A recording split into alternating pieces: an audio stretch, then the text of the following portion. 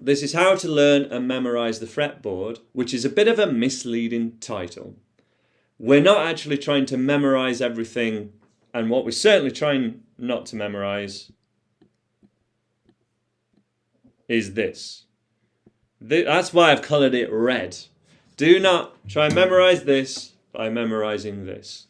We need methods to demystify and find shapes to be able to find any particular note, say this, within a couple of seconds. If I look at this note now, my first point of call, because it's on the B string, is that's an octave of this note.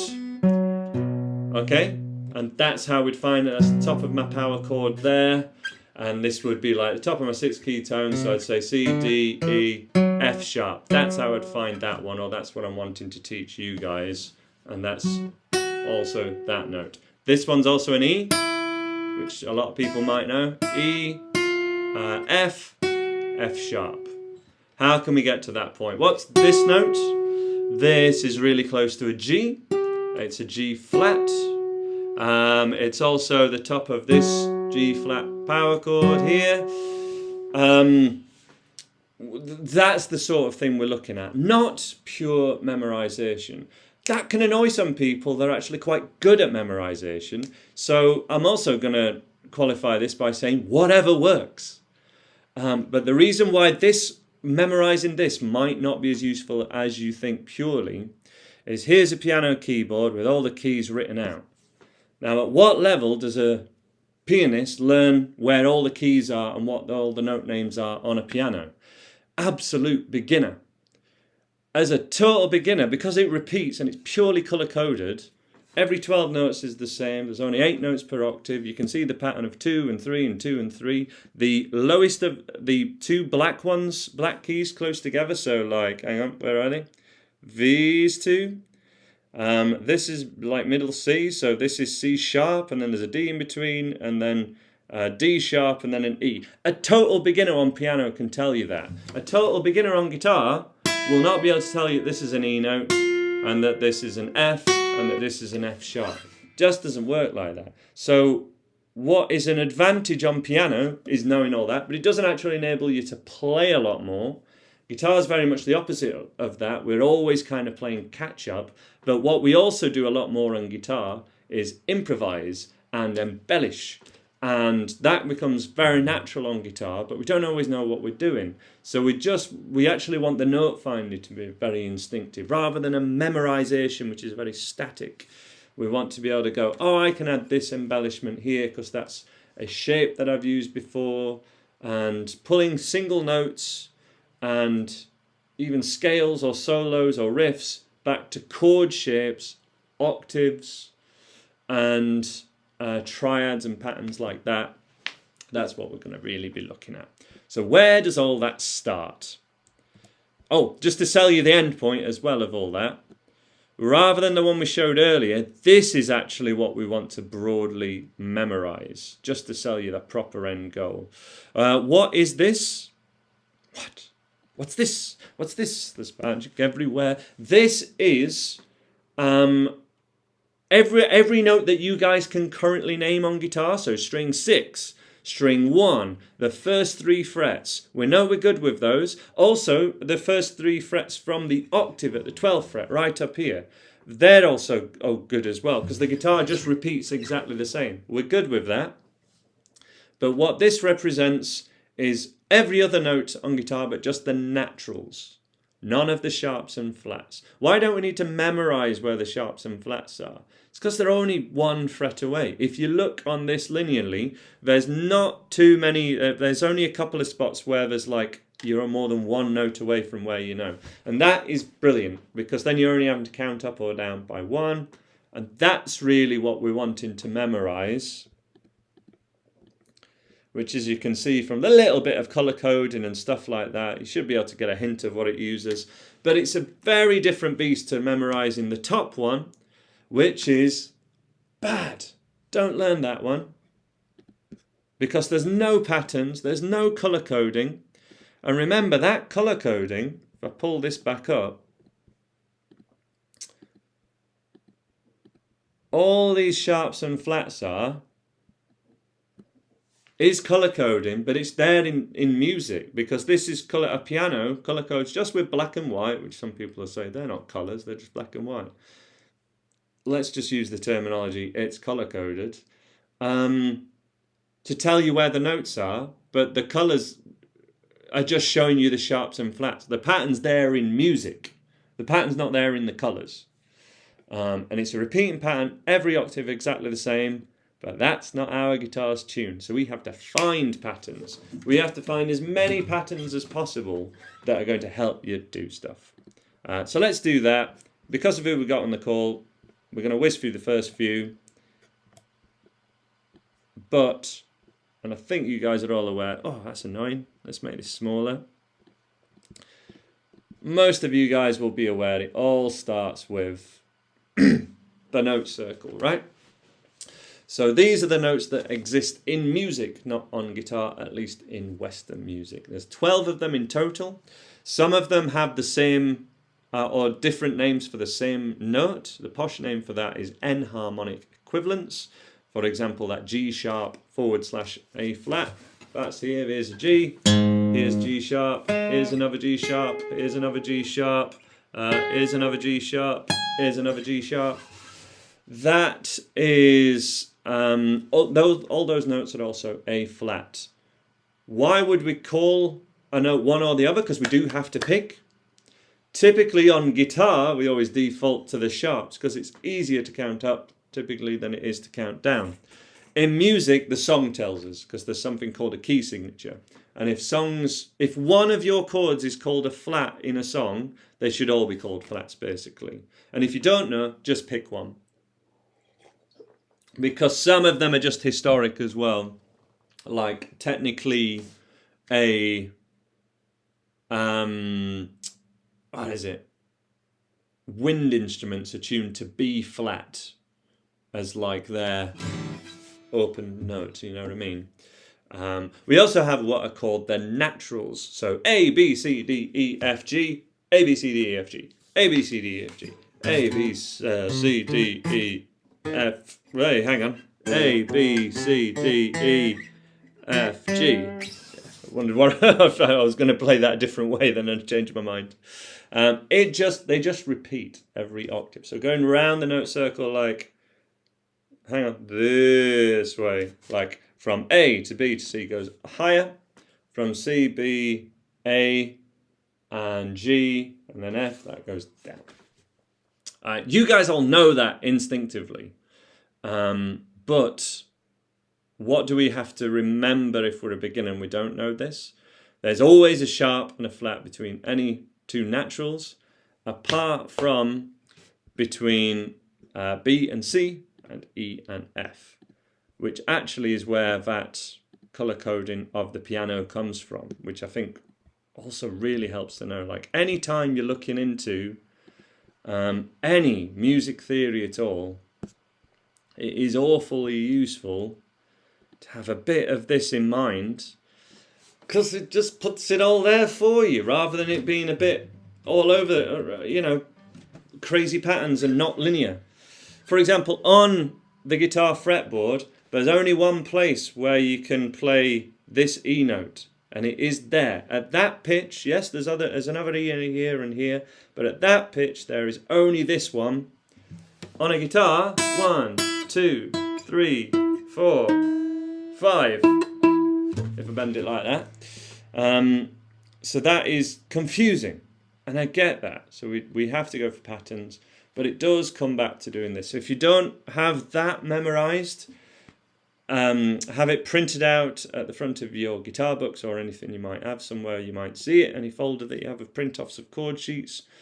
That is one thing to certainly memorize. And how do you do it? It's A, B, C, D, E, F, G, with a sharp or flat in between each of them. A sharp or B flat, for example, but not between B and C and E and F. And they're opposite sides, pretty much, of the note circle. And if you ever played that on a piano keyboard, memorize it you'll know it forever. Once you've learnt it there visually, color coding, really helps. What's the next thing that's going to really help us? I'll check into comments here, but I'm presuming you guys kind of get this. If any light bulb moments have come up, do let me know. That'd be nice. But, of course, tuner notes. Every Eddie 8 Dynamite, Goodbye Eddie. We have, what else have we got? Elephants and Donkeys Grow Big Ears. But if you know your tuner notes, and this is the first trick to doing this, you also know the notes at the 12th fret, which if I put those there, we have E, A, D, G, B, E. They're also here, which for mine has a beautiful F in it. It also has a double dot just here.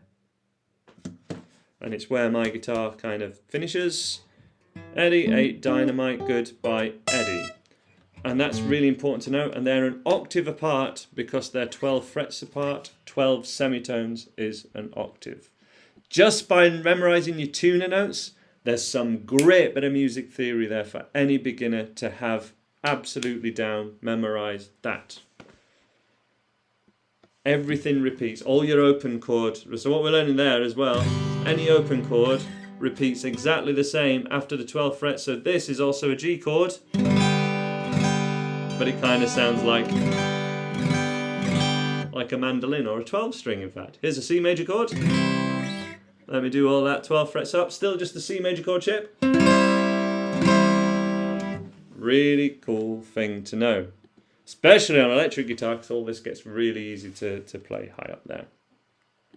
What do we learn after that?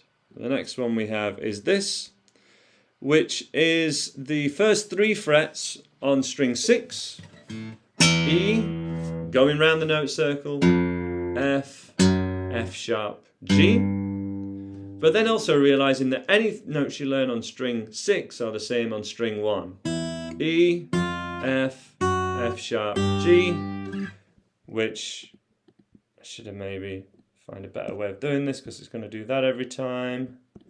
Bear with me, I'm still learning, but it's pretty cool, ain't it? That's from using that. So you can see where the E is.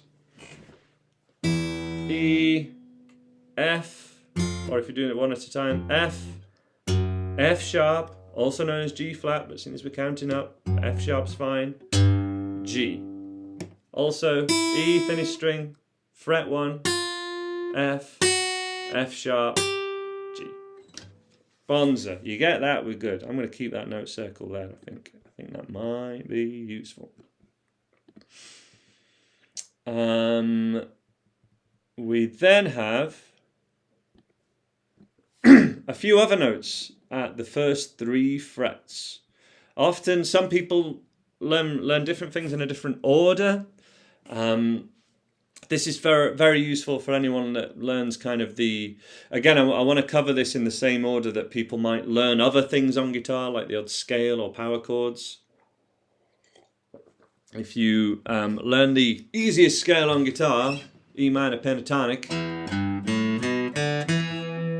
that is, these are the first notes that you might be learning the names of, like E, G, A, B, B, E, for example. And then also E to G at the top. If you learn power chords, you might learn string 6 a lot quicker than the notes on string 6. But broadly speaking, that's that's the order that people would get it in. There's first filling in some of these. So counting up from the A, you can see the A right at the top of the note circle. A sharp, B, and then C. That's that blue line on string 5. And then we got the open D, D sharp or E flat, E, and then F, because there's no sharp, as you can see on the note circle, there's no sharp between E or F. And again, that's really clever, because if there was a sharp there, music wouldn't have a pattern. Imagine, I didn't make this clear earlier, and I forgot to mention it, sorry. If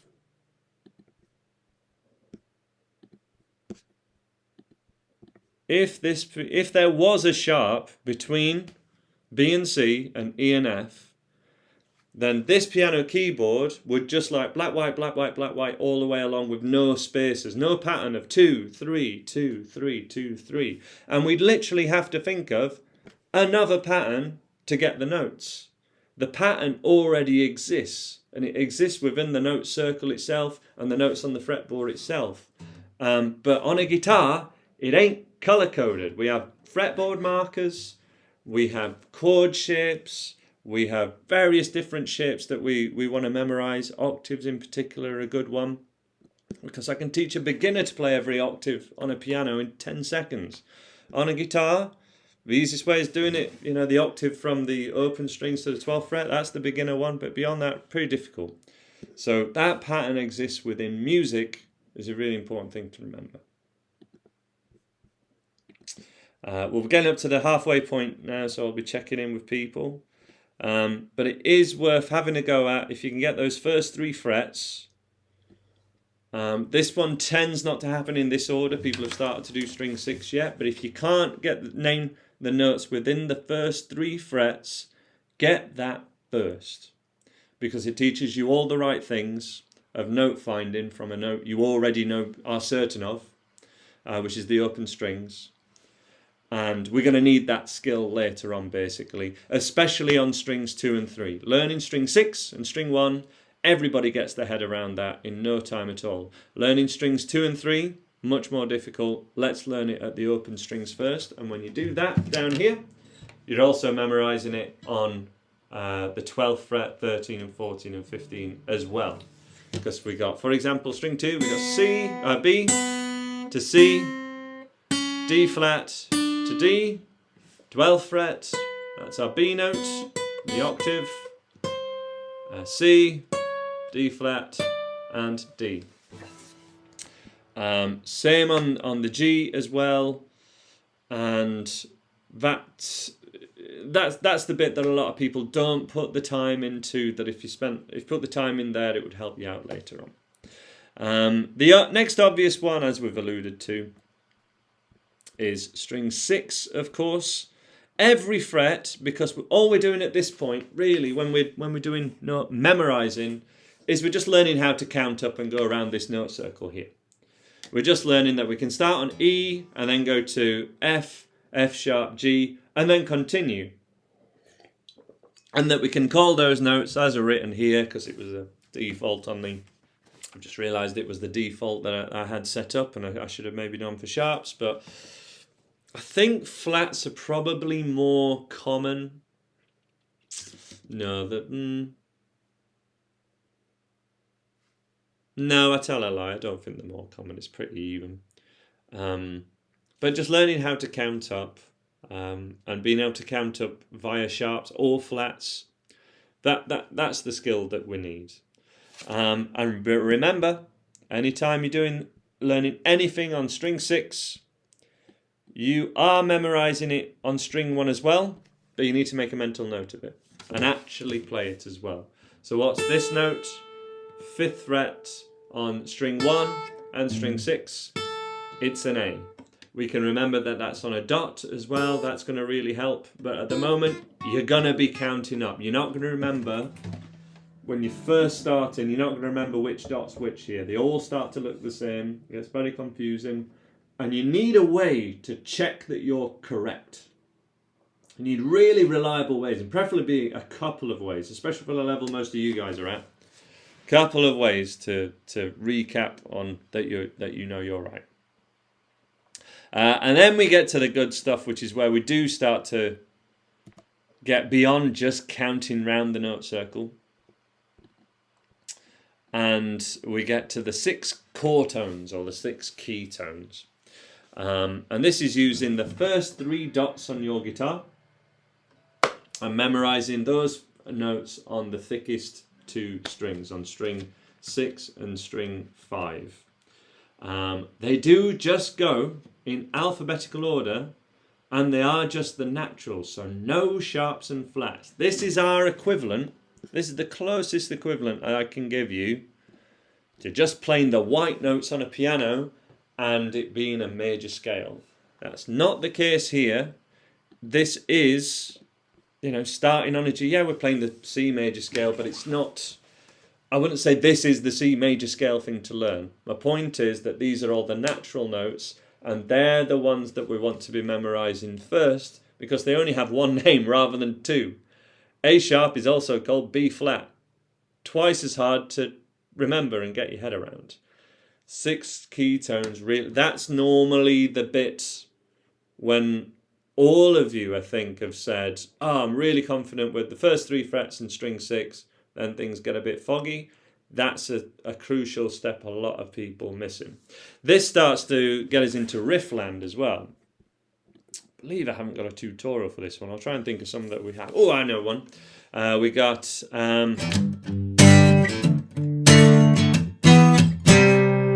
that's just using the frets. I think it tunes down half a fret to E flat tuning for this. But we got When I Come Around using the G to D to E and C as power chords. We also have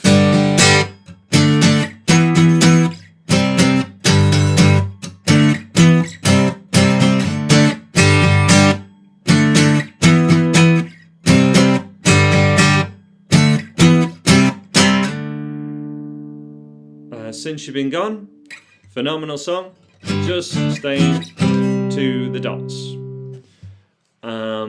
We'd have a lot of Green Day riffs, kind of stay to the dots.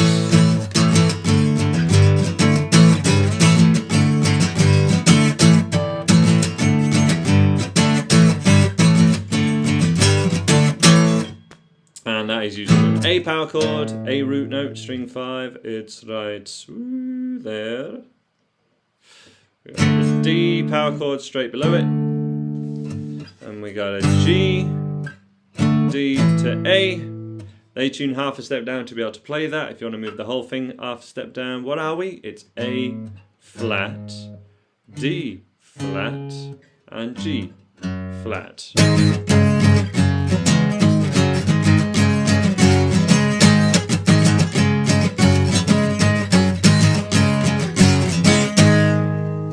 All right, let's get some questions in. Let's check in with the comments. Ask your questions now, because we are at the halfway point, consolidation.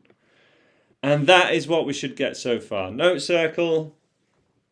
And this is pretty much where everyone's at. So the good stuff is coming. Rose says, I mentioned about the picking questions before. Isn't picking about flow? Yeah, what is another kind of a way of thinking about flow? Maybe going in the economical direction or a sensible direction. You don't get a stream changing direction just because of anything. Somebody's forcing it. So there's an incredible amount of force to change the direction of a stream, right? Something going in flow. So that's where, if you want to be able to play fast and effortlessly, being aware of all these different ways to pick is picking about flow? Yes. So flow, economy picking, directional picking, or alternate picking, or if you really like a certain sound, sometimes it's all about just down strums because it's about the sound. But it's certainly about more things than any one of those. It's always a combination of stuff. But yes, it seems like everyone's all good with that, and everyone's like, right, Andy, tell us the secret sauce for the intermediates. Where do we go from here? So let's get on with that now, shall we?